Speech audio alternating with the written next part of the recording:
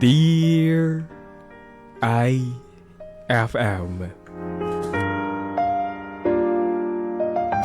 kapag dumadaan ka sa mga mabibigat na pagsubok, merong isang lugar kung saan mahanap mo ang katahimikan at makukuha mo ang kasagutan.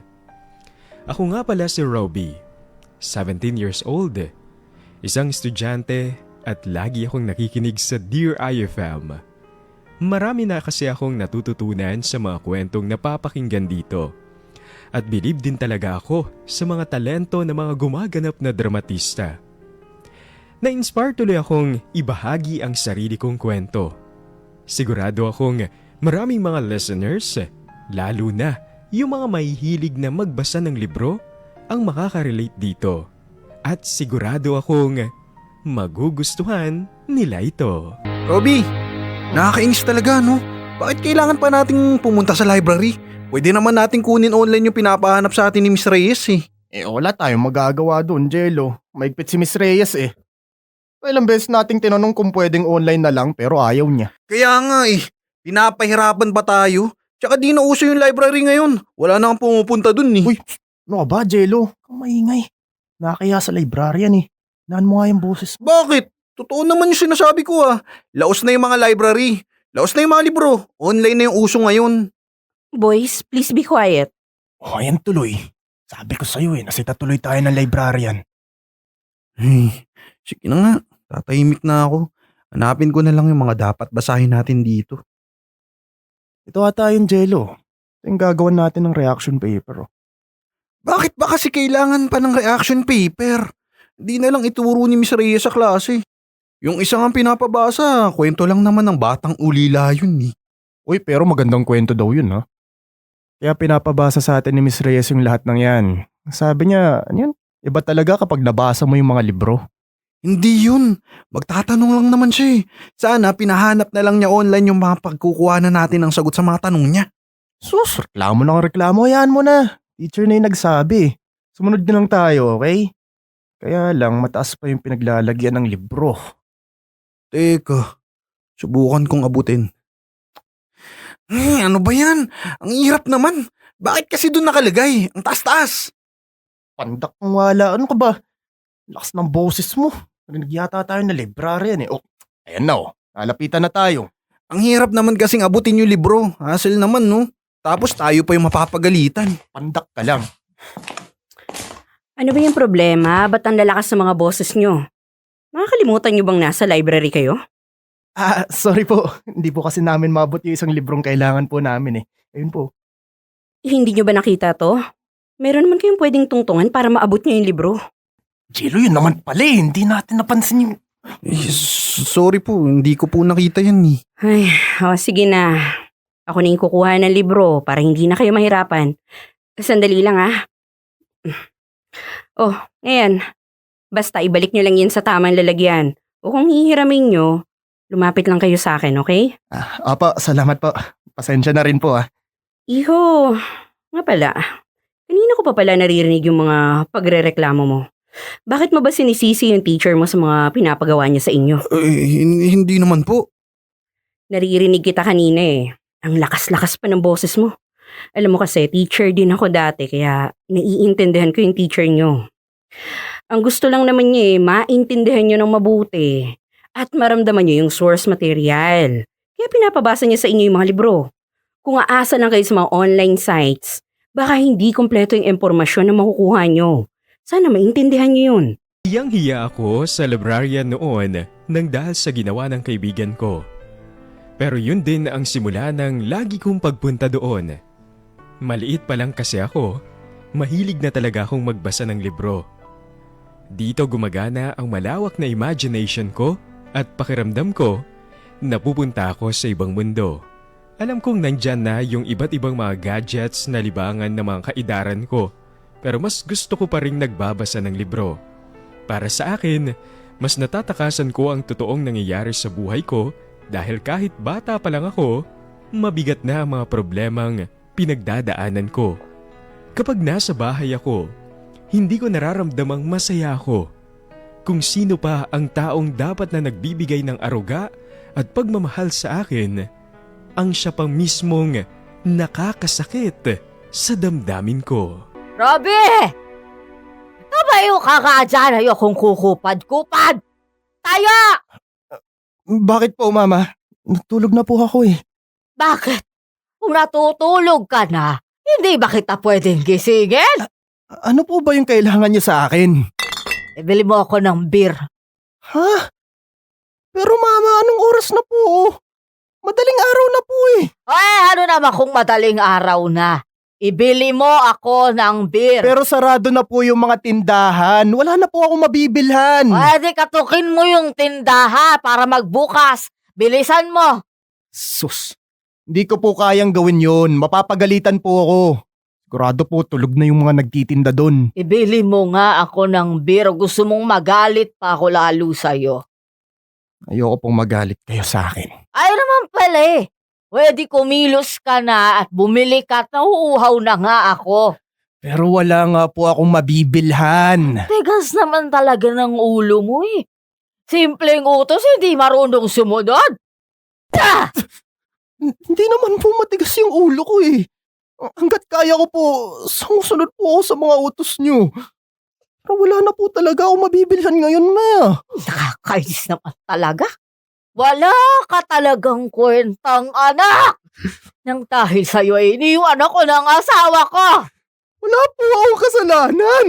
Huwag niyo naman po sa aking isisi yun. Kasalanan mo. Kasalanan mo lahat ng mga paghihirap ko. Kung hindi dahil sa'yo, baka masaya na ako ngayon. Lahat naman po kasi ginagawa ko para matuwa kayo sa akin, di ba? Ah, ganun ba? Eh bakit hindi pa rin ako natutuwa sa'yo? Wala ka kasing kwenta. Simpleng utos, hindi mo mabigay sa nanay mo. Ano po yung pwede kong gawin para hindi na kayo magalit sa akin? Ibalik mo yung tatay mo sa akin. Kapag nagawa mo yun, baka mawala lahat ng galit ko sa'yo. Hindi ko na po magagawa yun. Nasa ibang bansa na po si Papa. May ibang pamilya na rin yun, oh. Hindi, wag mong sabihin sa akin yan. Hindi ako iniwan ng asawa ko na mahal ko yon. Ikaw may kasalanan ka. Lumayas ka na dito! Mama! Lumayas ka! Wag po, Ma. Nakainom lang po kayo. Uminahon lang po kayo, please. Hindi. Sinira mo ang buhay ko. Nawala yung kaligayahan ko dahil sa'yo. Ma, wala po akong kasalanan sa inyo. Parang awa nyo na po. Alam mo? Huwag po kayong magalit sa akin. Alam mo, hindi kita dapat pinanganak. Mula nung dumating ka, naging miserable yung buhay ko. Hindi po totoo yan. Ma, hindi po totoo yan. Hindi. Mahal niyo po ako. Totoo Anak niyo yun. po ako. Huwag niyo naman po ako sabihan ng ganyan. Yun ang totoo. Malas ka. Hindi kita minahal. Mabuti pa nga sana mawala ka na para lumigaya na ako. Buwisit! Magmula nang iniwan kami ni Papa, sa akin na ibinunto ni Mama ang matinding galit na nararamdaman niya. Alam kong nasasaktan siya sa nangyari pero hindi lang naman siya ang nahihirapan. Masakit din para sa akin ang pag-alis ni Papa at hindi naman yata tama na ako ang sinisisi niya. Wala naman akong kasalanan at hindi ko rin ginusto ang nangyari. Pero ayaw naman niyang makinig sa akin at puro pag-inom na lang ng beer ang inaatupag niya. Ni hindi na siya nakakapagtrabaho at kung hindi lang kami sinusuportahan ng lola ko, hindi ko alam kung paano kami mabubuhay. Kaya madalas, nagtatagal ako sa library. Kahit ilang oras lang. Gusto kong ma-enjoy muna ang katahimikan dito at matakasan ang problema ko sa pamilya ko. Robby, pwede ba kita makausap bago ka umalis? Opo. Bakit po? May problema po ba, Ma'am Angie? Napapansin ko lang Hindi mo yata ibinabalik yung mga librong binasa mo sa tamang lalagyan nila. Sorry po. Hindi ko na po kasi natatandaan kung saan ko po sila kinuha eh. Yun lang ba talaga? O baka naman meron pang isang dahilan kung bakit na ilalagay mo yun sa maling lugar? Sorry po, Ma'am. Aaminin ko po. Kung minsan po, tinatamad na rin po akong ibalik sa tamang lalagyanan eh. Robbie, hindi pwede yun eh. Kapag ba sa mga gamit mo, hindi mo rin ba sila inaayos? Hindi mo rin ba sila nilalagay sa tamang lagayan? Sorry po. Pero ganun din po ako sa mga gamit ko eh. Ay nako, alam mo, dapat marunong tayong ayusin at ilagay sa tamang lalagyan ng mga gamit natin. Ipinapakita kasi nito kung gaano tayo kadisiplinado pagdating din sa mga sarili natin. Opo. Naiintindihan ko na po. Kung wala sa ayos sa mga kagamitan natin, paano tayo magiging produktibo sa mga mahalagang bagay na ginagawa natin? Kapag magulo, syempre malilito tayo. Wala tayong matatapos dahil wala rin tayo nasimulan. Opo. Tama po kayo. Kapag nga po may gagawin po ako, kapag po magulo yung mga gamit na kailangan ko, nahihirapan po ako tapusin. Kasi nga po, ayun, hindi ko alam kung saan ko po kukunin. Oh, nakita mo na. Kaya sa susunod, ilalagay natin ang mga libro sa tamang lalagyan. Meron namang guide para malaman mo kung saan sila ilalagay eh. Alam mo, Robbie, pasensya ka na ha. Hindi ko rin maaalis yung pagiging teacher ko. Kaya nasisermonan kita. Okay lang po, Ma'am Angie. Talaga naman pong nagkamali ako eh. Tsaka gusto ko nga pong pinagsasabihan niyo po ako. At least po may natututunan po ako. Salamat naman at hindi masama ang loob mo sa akin. Para din naman kasi sa'yo yung mga sinasabi ko. Salamat po. Sige po, uwi na rin po ako. Teka lang, Robbie. Sandali lang. Nagmamadali ka na bang umuwi? Gusto pa sana kitang kausapin eh. Okay lang ba? Okay lang po. Sa totoo lang po, gusto ko pa nga po sanang magtagal po dito sa library eh. Akala ko lang po kasi pinapaalis niyo na po ako. Hindi naman. Natutuwa nga ako at merong estudyante na pumupunta pa dito. Pero nagtataka nga ako eh. Napapansin ko lang ilang araw ka na nagtatagal dito sa loob ng library pagkatapos ng uwian nyo. May pinagdadaanan ka ba? Wala naman po. Gusto ko lang pong, magbasa ho ng mga libro dito. Robbie, alam mo namang teacher ako dati, di ba?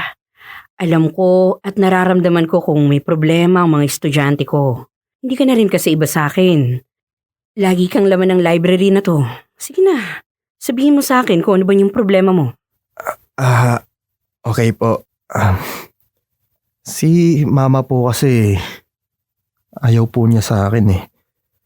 Lagi po siyang naglalasing, tapos masasakit na salita po yung mga lagi kong naririnig sa kanya. Kaya po, mas gusto ko na lang pong magbasa na lang po ng libro dito para makalimutan ko po yung mga problema sa bahay. Alam mo, hindi yan dapat ginagawa ng isang ina sa anak niya. Ano ba kasi yung dahilan? Bakit parang sa nakikita ko galit na galit siya sa'yo? Yun nga po, hindi ko rin po alam eh.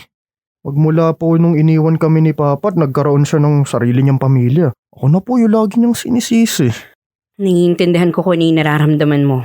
Alam ko mahirap at masakit yung mga ginagawa sa'yo ng mama mo. Pero sana, mahanap mo pa rin ang pagpapatawad dyan sa puso mo. Yun naman po ma'am, wala naman po akong magagawa. Hanggat maaari po, ayoko na lang po magkaroon ng sama ng loob sa kanya. Maganda yan, Robbie. Nakikita ko maayos ang pagpapalaki niya sa'yo. Kaya naniniwala ko na darating din ang panahon, babalik din sa dati yung mama mo. Alam niyo po ma'am, sa totoo lang po, parang nakawalan na po ako ng pag-asa sa kanya. Tinanggap ko na rin po sa sarili ko na ayaw niya naman talaga sa akin. Ay nako, huwag mong sabihin yan, okay? Tingnan mo ako. Iba't ibang tao ang hinaharap at saka pinakikitunguhan ko sa library na to. Kayong mga estudyante, mga teachers, pati ibang mga tao. Alam mo, iba't ibang ugali yan at iba't ibang pangangailangan. Kailangan na mahabang pasensya para dyan. Yun din sana yung ibigay mo sa mama mo. Hintayin mo lang. Pagtiyagaan mo lang. Alam mo, sigurado, babalik din yung pagmamahal niya para sa'yo. Ma'am Angie, yung isa pang dahilan kung bakit lagi akong pumupunta sa library. Kahit na madalas din niya akong mapagsabihan, lalo na kapag may napapansin siyang maling ginagawa ko sa loob ng library, okay lang yun sa akin. Dahil parang mas nararamdaman ko pa ang pagmamalasakit at pagmamahal ng isang ina mula sa kanya kaysa kay mama. Hindi na ako umaasa na magbabago pa si mama, pero malaki rin ang tiwala ko kay Ma'am Angie. Nang dahil sa kanya, kahit papaano, umaasa akong magiging maayos din ang pamilya namin. Hindi ko lang natatakasan ng mga problema kapag nasa library ako. Nabubuhayan din ako ng pag-asa at may natututunan din ako pagdating sa buhay. Kapag estudyante ka, syempre, gusto mo ring tumaas ang grades mo. Masaya naman ako sa pagiging magkaibigan namin ni Jello. Pero habang tumatagal, parang nararamdaman kong may yung mga bagay na gusto namin. Parang hindi na pareho yung mga interes namin. Naging close ako sa isang kaklase ko. At dahil isa siya sa mga matatalino sa klase namin, napalapit na rin ako sa mga kabarkada niya na mga mahihilig din mag-aral. Na-enjoy ko ang samahan nila at tinanggap din nila agad ako sa grupo nila. Sila na tuloy ang madalas kong sinasamahan at hindi ko aakalaing nakakalimutan ko at napapabayaan ko na ang isang taong mahalaga sa buhay ko. Jello! Pre, uy! Ba't ba hindi ka namamansin? Ano bang problema mo? Ano, galit ka ba sa akin? Huwag mo nga akong lapitan. Di ako natutuwa sa'yo. Parang di ka tunay na kaibigan eh. Ha? Paano ko malalaman kung ano yung kasalanan ko hindi mo naman sasabihin sa akin? Huwag na lang. Wala ka namang pakialam sa akin eh. Ibang barkada na lang yung samahan mo. Sus, Jello naman oh. Nagtatampo ka ng dahil lang doon. Sinamahan ko lang naman yung grupo nila Jerome. Yun na nga eh. Sila na lang yung sinasamahan mo. Pero ako, nakalimutan mo na. Hindi naman totoo yung sinasabi mo, Jello eh. Magkaibigan pa rin naman tayo ah. Kung gusto mo, sumama ka sa amin eh. Ayoko nga. Ano yun? Parang sinali mo lang ako para hindi ako magtampo sa'yo. Kung napipilitan ka lang, huwag na lang. Eh ano bang gusto mong gawin ko? Gumagawa na nga ako ng paraan para sa'yo eh. Para sa akin. Hindi mo na lang sabihin yung totoo. Ginagawa mo yan para sa sarili mo. Ikaw na nga yung pinagbibigyan ko, di ba? Tapos ikaw pa yung galit. Hindi kita maintindihan eh. Ewan ko sa'yo. Alam mo ba kung bakit ako nagagalit? Kasi parang binaliwala mo ako eh. Kinalimutan mo na ako.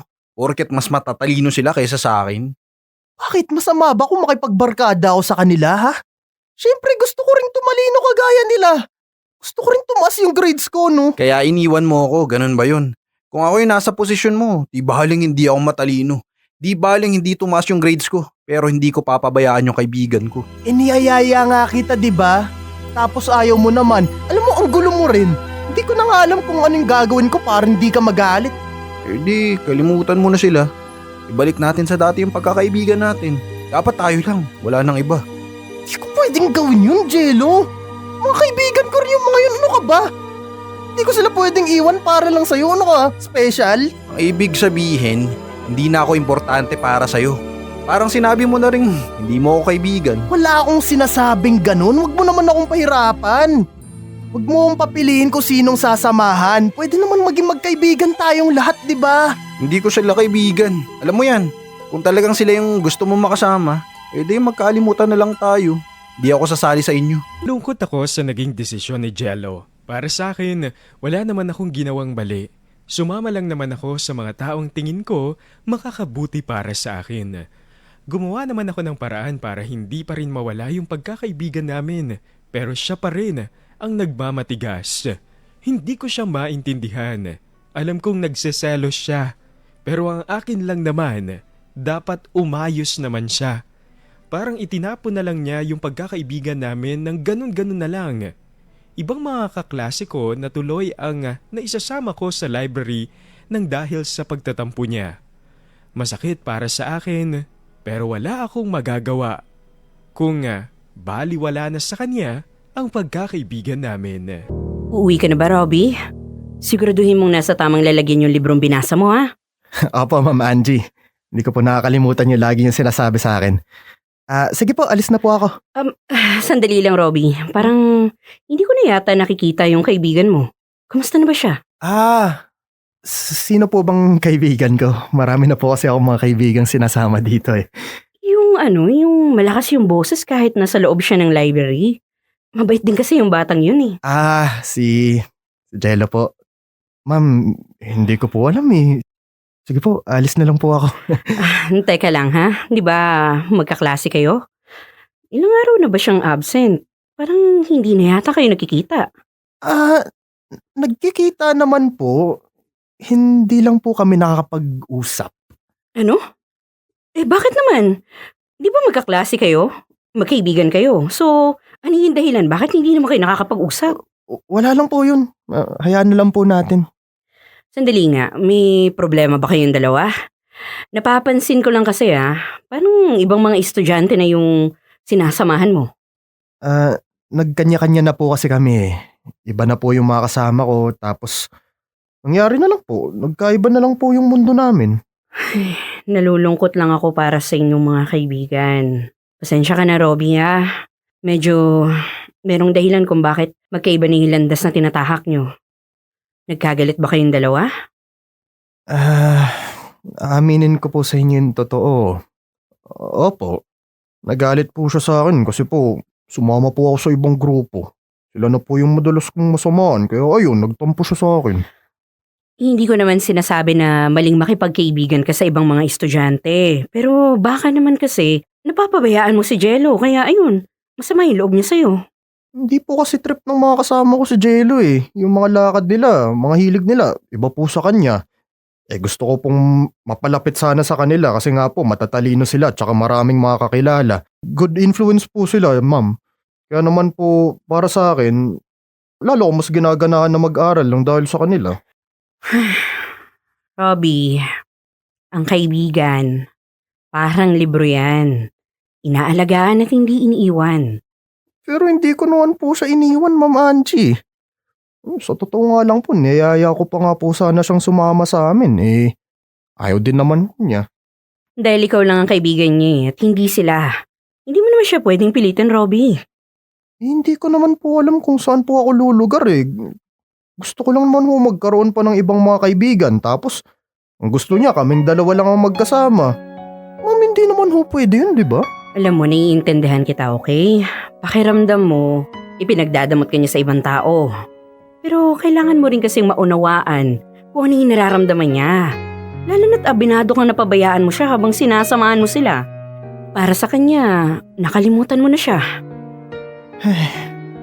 Kung minsan po kasi, may ayabangan din po ako sa kanya Tapos kahit po sa mga maliliit na bagay, nagre-reklamo po siya.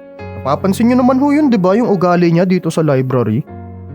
Siguro, pwede mo naman din siyang pagsabihan na hindi nasusukat ng talino at galing ng isang tao sa pagyayabang At saka kaya ka sumasama sa mga bago mong kaibigan dahil tinutulungan ka nila, lalo na pagdating sa pag-aaral. Ipaliwanag mo lang na mabuti sa kanya tsaka malay mo, di ba? Makumbinsi mo rin siya na makipagkaibigan sa kanila. Naliliwanagan talaga ako kapag nagbibigay ng payo sa akin si Ma'am Angie. Mas naiintindihan ko yung mga bagay na hindi ko agad nakikita kapag meron ako mga problema. Narealize kong meron din akong pagkakamali. Nasaktan ko nga siguro ang damdamin ng kaibigan ko. Masakit nga naman sa kanyang mas pinili ko pa ang ibang mga tao kesa sa kanya. Sinubukan kong kausapin si Jello at sa pagkakataong ito, mas naging malalim at maayos ang usapan namin. Dumating din ang isang tito ko galing ng ibang bansa at siyang tumulong sa amin ni Mama. Bibigyan daw niya si Mama ng trabaho sa itatayo niyang negosyo, pero kailangan daw ayusin ni Mama ang buhay niya. Kahit papaano, nagiging maganda na ang mga nangyayari sa buhay ko. Pero hindi ko aakalaing may malalaman pala ako na magpapalungkot sa akin. Ma'am Angie, isusoli ko na po itong libro. Muntik ko na nga pong makalimutan na ngayon po pala yung due date Ikaw talaga, Robby. Muntik ka pang malate sa pagsoli niyan. Paano kung hindi ako yung librarian dito? Mabuti na lang at naabutan mo pa ako rito. Teka, bakit po? Aalis na po ba kayo? Saan po kayo pupunta? Hindi ko pa pala nasabi sa'yo, no? Yung anak ko kasi na nakatira sa Amerika, nagpetisyon siya para doon na rin ako tumira sa ibang bansa. Okay. So, ang ibig niyo pong sabihin, hindi na po kayo magiging librarian namin dito? Mapapalitan na ako, pero alam mo, huwag ka mag-alala. Mabait naman yung papalit sa akin Sigurado akong gagawin din niya na maayos yung mga trabaho niya rito. Tapos hindi na po ba kayo babalik dito sa Pilipinas? Siguro, matatagalan pa bago ako bumalik dito. Teka, bakit man ganyan yung reaksyon mo? Bakit ang lungkot mo? Eh, syempre naman po, alis na po kayo eh. Hindi ka na po kayo makikita at parang kayo na rin po kasi yung naging nanay ko eh. Kung wala na po kayo dito, edi parang ayoko na lang din ho pumunta sa library. Robby naman, kahit wala ako dito sa library, nandito pa rin naman yung mga librong paborito mong basahin. Sana, hindi ka magsawa sa pagpunta dito. Iilan na nga lang kayong mga estudyante yung nagpapahalaga sa library na to eh. Sige na, kahit para sa akin na lang. Sige po. Pangako po, pupunta pa rin po ako dito sa library at magbabasa pa rin po ako dito. Marami rin po akong natututunan sa inyo. Maraming salamat, Robby. Oh, umiti ka na. Mamimiss ko nga yung pagiging masayahin mo eh. At saka, bakit nga ba ang ganda-ganda ng mga ngipin mo? Baka dahil po sa toothpaste na ginagamit namin sa bahay. Goodbye sa tooth decay, unique toothpaste every day. Oh, kaya naman pala eh. Oh, kita mo yan? Ang gwapo-gwapo mo. Kaya huwag ka na malulungkot dyan ha. Eh, kamusta na nga pala yung mama mo? Ayun ho, okay naman po. Magmula po nung tinulungan po kami ng tito ko, hindi na po siya umiinom. Mabuti naman kung ganun. Eh, kamusta naman ang relasyon yung mag-ina?